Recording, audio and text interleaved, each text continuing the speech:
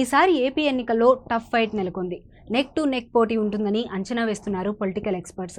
2019 ఎన్నికల్లో టీడీపీపై వ్యతిరేకత ఉండటంతో వైసీపీ వేవ్ కనిపించింది.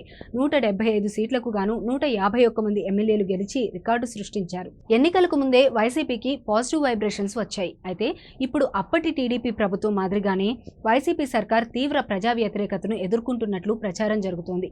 ప్రభుత్వ పథకాలు అందుకుంటున్న గ్రామీణుల్లో కొంతవరకు పాజిటివిటీ కనిపిస్తోంది. కానీ మిగతా వర్గాల్లో మాత్రం ప్రభుత్వంపై తీవ్ర వ్యతిరేకత వ్యక్తమవుతోందట.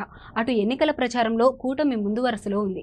మెజారిటీ సర్వేలన్నీ ఎన్డీఏకు అనుకూల ఫలితాలు ఇస్తున్నాయి. అయితే కూటమికి పాజిటివ్ వైబ్రేషన్స్ రావడానికి ఎన్నికల వ్యూహకర్తలు ప్రయత్నిస్తున్నారన్నది వైసీపీ నుంచి వస్తున్న ఆరోపణ. అటు ఎల్లో మీడియా అదే భావన కల్పిస్తోందన్నది వారి వాదన. అయితే అంతకంటే ముందే ఉద్యోగులు, ఉపాధ్యాయులు పోస్టల్ బ్యాలెట్ ద్వారా ఓట్లు వేయడం, తామంతా కూటమికే వేశామని వారు బాహాటంగా చెబుతుండడం కూటమి పట్ల పాజిటివిటీ పెరగడానికి ఒక కారణం. గత ఎన్నికల్లో జగన్ సిపిఎస్ రద్దు చేస్తానని హామీ ఇవ్వడంతో ఉద్యోగ, ఉపాధ్యాయులు పోస్టల్ బ్యాలెట్ ఓట్లను ఏకపక్షంగా వేశారు. ఇప్పుడు కూడా జగన్ ప్రభుత్వంపై వ్యతిరేకతతో ఉద్యోగ, ఉపాధ్యాయులు పోలరైజ్ అయ్యారని, కూటమి వైపు మొగ్గు చూపడంతో ఒక వేవ్ వచ్చిందని అనలిస్టులు అంచనా వేస్తున్నారు.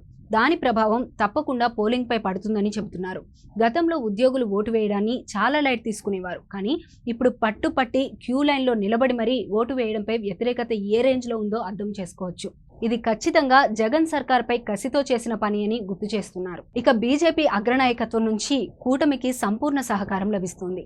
సార్వత్రిక ఎన్నికల్లో భాగంగా దేశవ్యాప్తంగా 7 విడతల్లో పోలింగ్ జరగనుంది.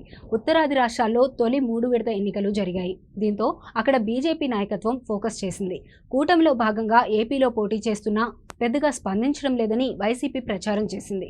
మరోవైపు కీలక అధికారుల బదిలీ విషయంలో టీడీపీకి సహకారం అందడం లేదని టాక్ నడిచింది. అయితే ప్రధాని మోదీ, హోంమంత్రి అమిత్ షా, బీజేపీ అగ్రనేతలు ఏపీకి క్యూ కడుతున్నారు. వైసీపీ సర్కార్పై తీవ్ర విమర్శలు చేస్తున్నారు. మరోవైపు వివాదాస్పద అధికారులపై బదిలీలు వేటుపడుతోంది. దీంతో ఈ పరిణామాలన్నీ కూటమికి పాజిటివ్గా రావడానికి కారణాలుగా మారుతున్నాయి. మరోవైపు సర్వేలు అనుకూలంగా వస్తుండటంతో అధికార వైసీపీ కలవరపాటుకు గురవుతోంది.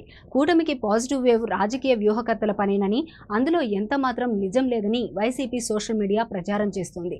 మొత్తానికి గత ఎన్నికలకు ముందు వైసీపీ మాదిరిగానే ఇప్పుడు టీడీపీ కూటమికి పరిస్థితులు కలిసి వస్తున్నాయి. అయితే అవి ఎన్నికల ఫలితాలను ఎంతవరకు ప్రభావితం చేస్తాయో అనేది వేచి చూడాల్సిందే.